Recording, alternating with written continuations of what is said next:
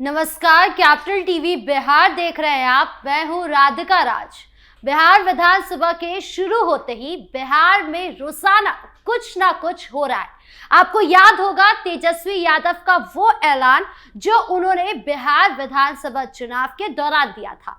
वही ऐलान जिसमें वो बिना महागठबंधन के साथ बातचीत किए अकेले प्रेस कॉन्फ्रेंस करके ये ऐलान कर रहे थे कि हर घर सरकारी नौकरी देंगे, सरकार बनी तो 20 दिन के अंदर इस कानून को लागू करेंगे। सरकार बनते ही इन्होंने 20 साल तक कोई नौकरी नहीं दी, कोई रोजगार नहीं दी, लेकिन सरकार बनते ही 20 दिनों के अंदर यह अधिनियम बनाया जाएगा और 20 महीने में ऐसा कोई बिहार का घर नहीं बचेगा जिसके पास सरकारी नौकरी नहीं होगी। ये ऐलान सुनने में बहुत अच्छा लगा, लेकिन ना जनता खुश हुई और ना ही महागठबंधन। जनता इसलिए खुश नहीं हुई क्योंकि पहली बात, ये ऐलान प्रैक्टिकल ही नहीं लगता। आखिर तेजस्वी ये करेंगे कैसे, ये सवाल बार बार उठ रहा था। और दूसरा, लोग अभी भी लालू यादव के जंगल राज को भूले नहीं थे। वो नहीं भूले थे कि किस तरह 2004 से 2009 के बीच जब लालू प्रसाद यादव रेल मंत्री थे तो उन्होंने नौकरी के बदले जमीन हड़पी थी। चुनाव के दौरान लोगों को यह डर सता रहा था कि कहीं तेजस्वी यादव भी तो पिता की तरह नहीं करेंगे, नौकरी के बदले कोई फरमाइश तो नहीं करेंगे, और यही डर का कारण बना तेजस्वी के वादे को नकारने का। तो वही दूसरी तरफ महागठबंधन इसलिए दुखी हुई क्योंकि तेजस्वी यादव बिना किसी मीटिंग या सहमति के बड़े बड़े ऐलान कर देते हैं और एक बार भी पूछना जरूरी नहीं समझते। हाल तो ये था कि महागठबंधन को भी न्यूज चैनल से पता चलता था कि तेजस्वी ने अब क्या कर दिया, यानी जमीनी स्तर पर और घटक दलों के साथ कनेक्ट ना होना तेजस्वी यादव की हार का सबसे बड़ा कारण रहा है। लेकिन अब आप सोच रहे होंगे कि ये बात मैं आपको अब क्यों बता रही हूँ। दरअसल ये बात बताना इसलिए जरूरी है क्योंकि आजकल रोजगार या जॉब का मुद्दा बिहार में ट्रेंड कर रहा है। पहले विधानसभा की बात की जाए तो बिहार के मुख्यमंत्री नीतीश कुमार ने रोजगार का मुद्दा उठाया और बड़ा ऐलान किया। विधानसभा में लगभग 22 मिनट तक राज्य सरकार की उपलब्धियां, भविष्य की योजनाओं और विकास मॉडल पर विस्तृत बात रखी। अपने संबोधन में उन्होंने कहा कि पिछले 2 दशकों में बिहार में कानून व्यवस्था, सड़क, शिक्षा, स्वास्थ्य और रोजगार के क्षेत्रों में व्यापक बदलाव देखा है। उन्होंने कहा कि 24 नवंबर 2005 को जब पहली बार एनडीए सरकार बनी तब से कानून का राज स्थापित हुआ और बिहार के विकास की आधारशिला रखी गई। मुख्यमंत्री ने कहा कि जनता ने हमेशा भरोसा दिखाया, जिसकी वजह से सरकार दीर्घकालिक योजनाओं पर निरंतर काम कर पाई। नीतीश कुमार ने शिक्षा को राज्य की सबसे बड़ी प्राथमिकता बताया।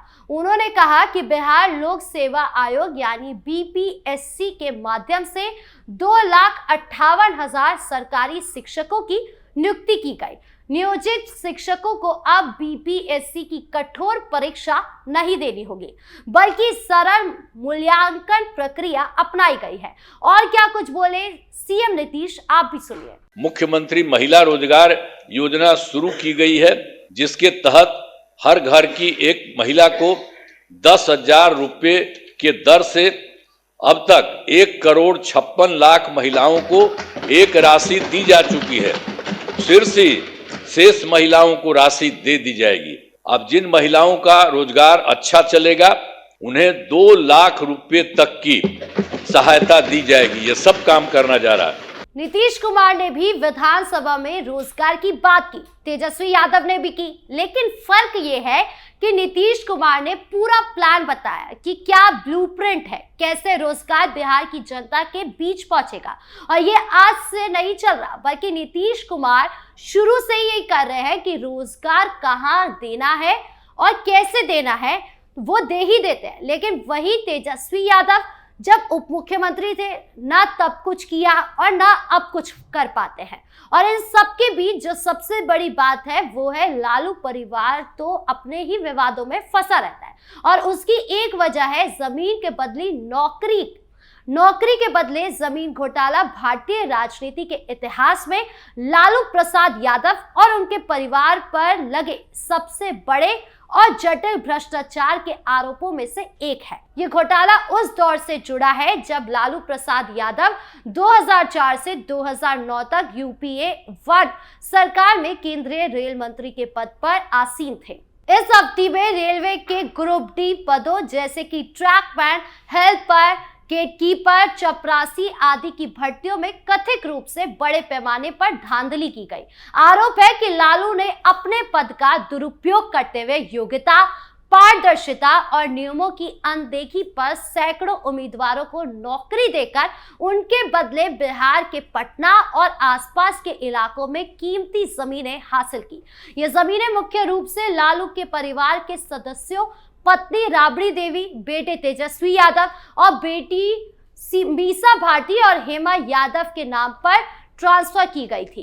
ये मामला न केवल भ्रष्टाचार का प्रतीक है बल्कि सरकारी नौकरियों को निजी संपत्ति के लिए हथियार बनाने का भी उदाहरण प्रस्तुत करता है, जो भारतीय लोकतंत्र की जड़ों को हिलाने वाला साबित हो सकता है। लेकिन केंद्रीय जांच ब्यूरो और प्रवर्तन निर्देशालय की जांच रिपोर्ट के अनुसार 2004 से 2009 के बीच वेस्ट सेंट्रल रेलवे जोन सहित 11 रेल जोनों में ऐसी कोई प्रक्रिया का पालन नहीं किया गया। इसके बजाय लालू के निजी सहयोगियों, पूर्व अधिकारी भोला यादव और अन्य बिचौलियों के माध्यम से खासकर बिहार के ग्रामीण और गरीब परिवारों के उम्मीदवारों को सब्स्टिट्यूट के नाम पर सीधे नियुक्ति पत्र जारी कर दिए गए थे। ये सब्स्टिट्यूट कैटेगरी रेलवे में आपातकालीन या कोरोना आधारित नियुक्तियों के लिए होती है, लेकिन यहाँ इसका दुरुपयोग बड़े पैमाने पर किया गया। जांच में पाया गया कि इन उम्मीदवारों को नौकरी मिलते ही दबाव या लालच के जरिए उनकी जमीनें लालू परिवार के नाम पर दर्ज कर दी जाती है। उदाहरण के लिए कम से कम 12 ऐसे मामले में 7 प्रमुख प्लॉट हासिल किए गए हैं जो पटना के बहादुरपुर, वैशाली और अन्य इलाके में स्थित है। इनमें से कई जमीनें गिफ्ट डीड के जरिए मुफ्त में ली गई है, जबकि कुछ के लिए बाजार मूल्य से 90% तक कम कीमत दिखाकर रजिस्ट्री कराई गई है। एक प्रमुख उदाहरण है 4 करोड़ रुपए कीमत वाली जमीन का, जो मात्र 26 लाख रुपए में परिवार के नाम दर्ज हो गई। इस घोटाले की जटिलता तब और बढ़ जाती है जब हम इन जमीनों के बाद की प्रक्रिया को देखते हैं। कई मामलों में मूल मालिक आज भी उन जमीनों पर भौतिक रूप से काबिज है, लेकिन कागजों पर मालिकाना हक लालू परिवार या उनके नियंत्रित निजी कंपनियों के पास चला गया। ये बेनामी लेन देन का स्पष्ट संकेत है, जहां दिखावे की खरीद फरोख्त के लिए इस्तेमाल होने वाली रकम लालू के ही सहयोगियों में आती है और वापस घुमाई जाती थी ताकि कागजी कार्रवाई पूरी हो सके। ईडी का दावा है कि मूल रिश्वत के रूप में ली गई जमीनें बाद में वास्तविक संपत्ति में बदलकर कई गुना लाभ उत्पन्न कर चुकी है, जो पीएमएलए के तहत अपराध है।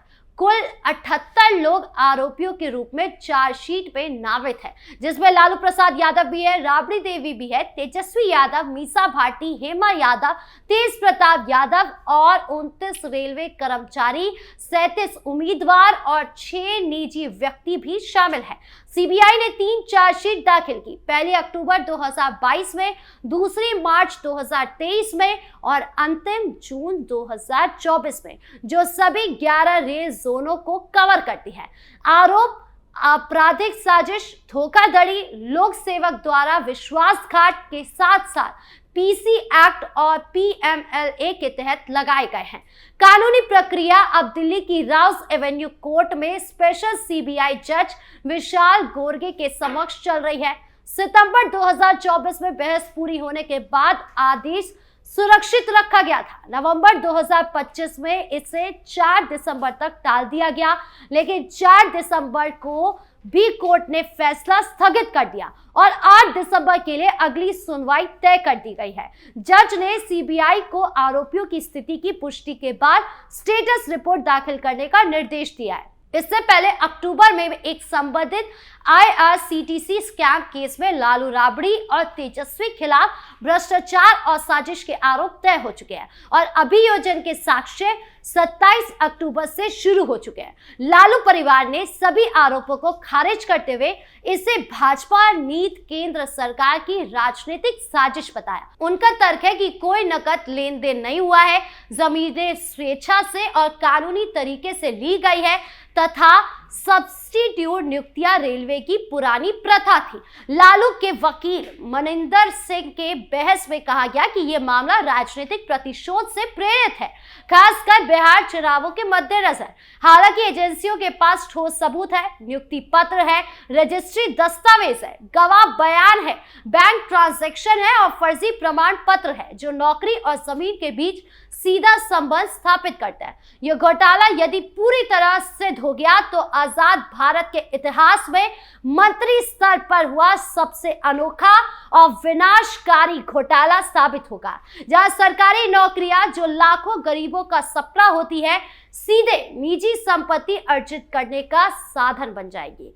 साथ में एनडीए का इसका काफी फायदा होने वाला है क्योंकि इससे विपक्ष काफी कमजोर हो जाएगी। आपकी इस पूरे मामले को लेकर क्या राय है, कमेंट बॉक्स में जरूर बताएं। धन्यवाद।